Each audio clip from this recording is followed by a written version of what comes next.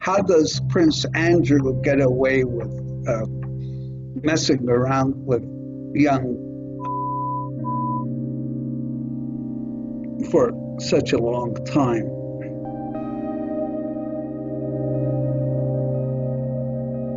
One of Epstein's main targets at the time, going back to 1992, was Bill Clinton. The Israelis feared him.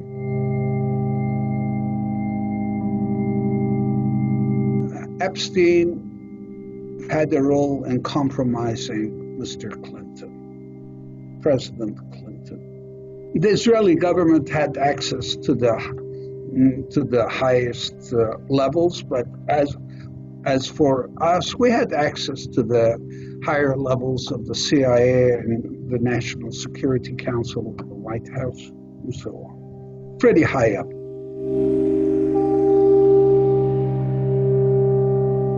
Prince Andrew made Epstein a very valuable asset of Israeli intelligence due to the fact that he was a royal in Britain, and he could attract certain personalities to play golf with him and maybe have fun with him in the evening with girls provided by Mr. Epstein. And then they would be compromised. Certain personalities were compromised by Prince Andrew by bringing them into this trap.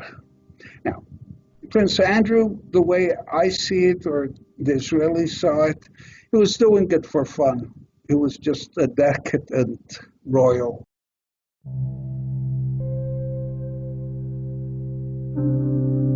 If Epstein was only a mid-level manager of the operation, is the operation continuing right now in a way that people aren't aware of? The Israelis continue operating. They don't stop. He knows a lot, put out a lot, and we have, quote unquote, we have to teach people a lesson. You cannot put out this information.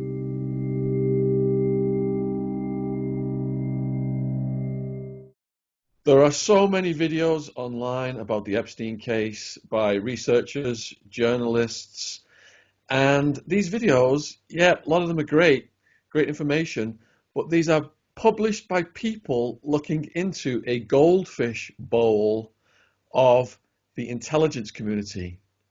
Now, anyone who's worth the salt who's been researching Epstein would try and find one of the goldfish that are in the bowl to interview. Ari was at the top of the Iran-Contra fiasco. He was dealing with Robert Maxwell. He met Epstein. Ari, thank you for coming on. Would you like to just tell the people who you are and how you got into intelligence? I worked for Israeli military intelligence after spending some time in Israeli military.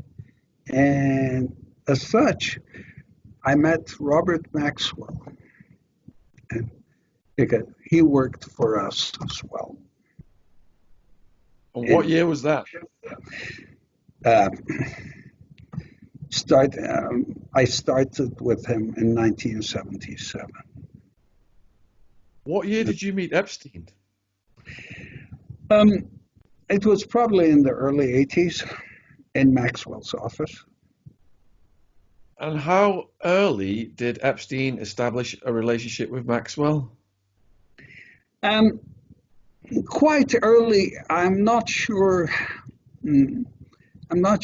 how they met, but Epstein was a young man about my age at the time. We were both young. I was working for Israeli intelligence, and he was working or had some sort of connection with Robert Maxwell. and he spent a lot of time in Maxwell's office at the time, at the um, at the Mirror, at the Daily Mirror in London. So the mainstream media is reporting that Ghislaine Maxwell went to America in the 90s and then got in this relationship with Epstein. Is that bunk? Were there prior relationships to what's being reported? Well, there was a prior relationship between them, and in London, and then she goes off to America to join Epstein.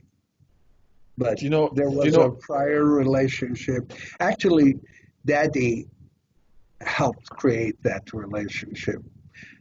And Epstein at the time was a young, good-looking guy, Jewish boy from New York, and that was a nice little thing to have the daughter meet. And his motivation behind that was an intelligence motivation, or there was going to be some romance there? He thought he's putting his daughter together with some sort of, relationship, for some sort of personal relationship. So it's like the emperors build power by marrying their kids off to other powerful people, that kind of thing. That's right. And, so, how high up in intelligence were you back then? At the time, I was working for military intelligence. Everybody mistakes it for the Mossad. I was not working for the Mossad. I was actually working for military intelligence. They were in charge of the Iran project. We're working through an independent committee that was running the Israeli policy towards Iran. So we had a lot of connections and power up there. So a lot of young people are watching this and they're not familiar with Iran-Contra. Could you just explain what Iran-Contra was and your role in that? Well, the Israelis started, we call it Iran-Contra, but this is, it's called Iran-Contra because of me. I'll explain. The Israelis were running a policy of arming the Iranian military to fight Iraq, Saddam Hussein at the time. Because at the time, the Israelis saw Saddam as a threat, and they had an ongoing alliance with Iran, first with the Shah, then it was for another 10 years with the Khomeini regime. And we were pretty close to the Iranians at the time, and they were arming the Iranians against Saddam. Saddam had invaded Iran. Southern province of Khuzestan was being Saddam wanted it because it was oil rich and so on. But Israel helped the Iranians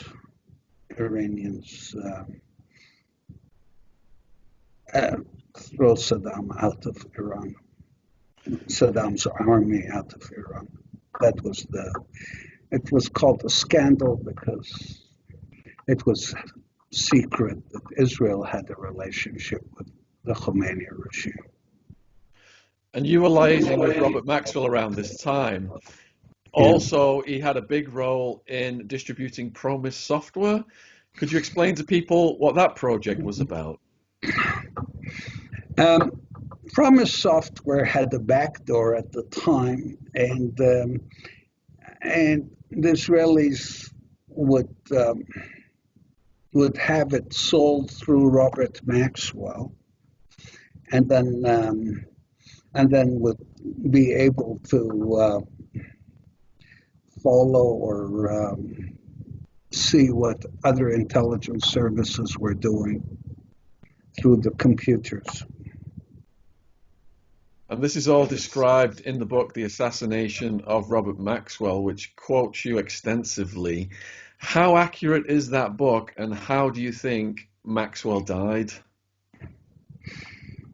I'm not commenting about the book, but I believe Maxwell died because he was about to be arrested by the British government over the pension scandal. As you may know, he stole the pension funds from the Mirror, yes. And the Israelis did not want him to sing. So I believe the Israelis took care of him. Well, that's a very relevant answer, and I was hoping you would say something like that because I believe that people didn't want Epstein to sing, and he met his untimely demise. Do you think that Yeah, is the case? Maxwell and Epstein probably had a similar end. Now, in the book, they are putting that on Israeli intelligence, taking Maxwell out.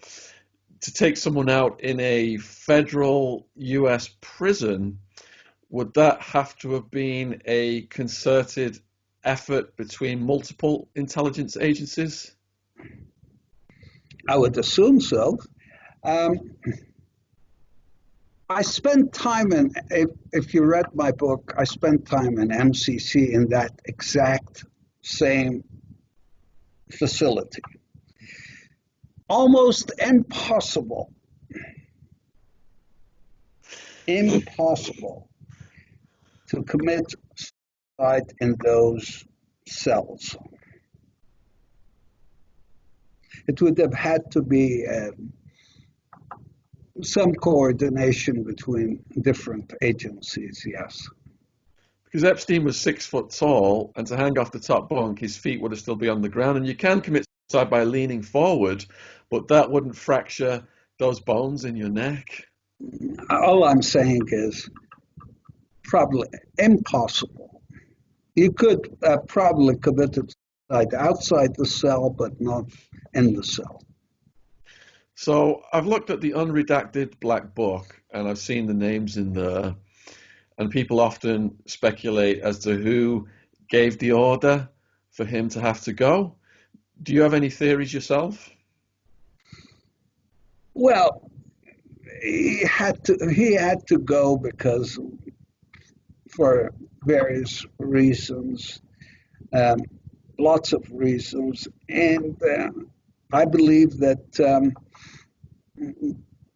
the Israelis wanted him to go because he might have started singing about what type of material he had or he gave the Israelis. Now, after his first arrest, he got the sweetheart deal.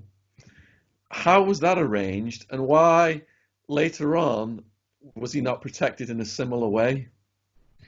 Okay. Initially, he got the sweetheart deal because the Israelis felt that he could be under control and they could still work with him. But then later on, they felt that he had to go. It was too much.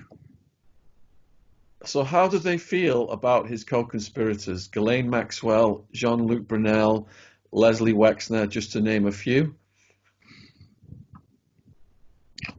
If I were them, his co-conspirators, I'd go hiding. I'd just disappear. Do you have any theories as to where they may be hiding?